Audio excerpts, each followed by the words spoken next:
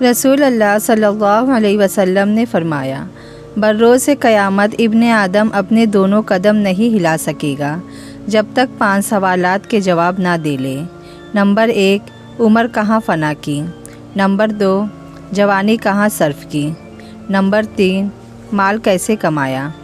Number 4، مال کیسے خرچ کیا؟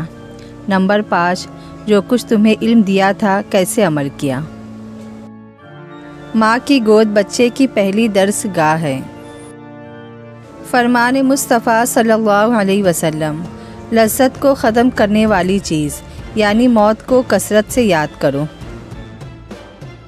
فرمان مصطفیٰ صلی اللہ علیہ وسلم، زیتون کا تیل کھاؤ اور اسے لگاؤ کہ اس میں 70 بیماریوں سے شفا ہے۔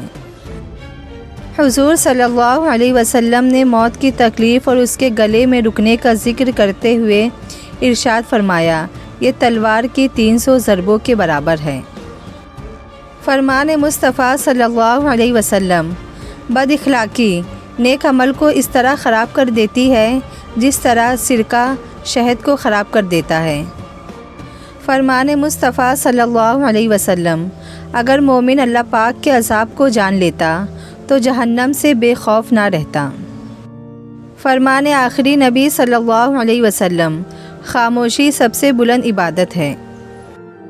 امام علی علیہ السلام، زبان ایک ایسا درندہ ہے، اگر اسے آزاد چھوڑ دیا جائے تو کاٹ کھائے۔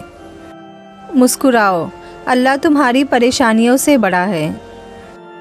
بڑی نعمت ہے دل کا دنیا میں نہ لگنا۔ اصل محبت تو وہ ہے جو نکاح کے 2 بولوں کے بعد دل کی زمین پر خود بخود اس طرح اگتی ہے جیسے بارش کے بعد خود بخود ہریالی۔ لیکن اگر اس ہریالی کو نکاح کے بندھن سے پہلے کاشت کرنے کی کوشش کی جائے تو وہ دل کی زمین کو بنجر اور سیم زدہ بنا دیتی ہے۔ کسی دانشور کا قول ہے کہ ایک دن ہم سب ایک دوسرے کو یہ سوچ کر کھو دیں گے کہ وہ مجھے یاد نہیں کرتا تو میں اسے کیوں یاد کروں۔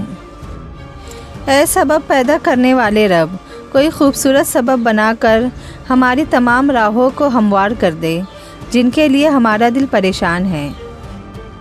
جانور محبت پہچان لیتا ہے مگر انسان نہیں۔ ایک دوسرے کی قدر کرنا سیکھے، نہ زندگی واپس آتی ہے نہ لوگ۔ اگر آپ لوگوں کے دکھ بانٹ نہیں سکتے تو کم از کم اضافے کا سبب بھی نہ بنے۔ کچھ لوگ بڑے عجیب لوگ ہوتے ہیں، ان کو جتنا بھی اپنا سمجھو وہ ہمیشہ لوگ ہی رہتے ہیں۔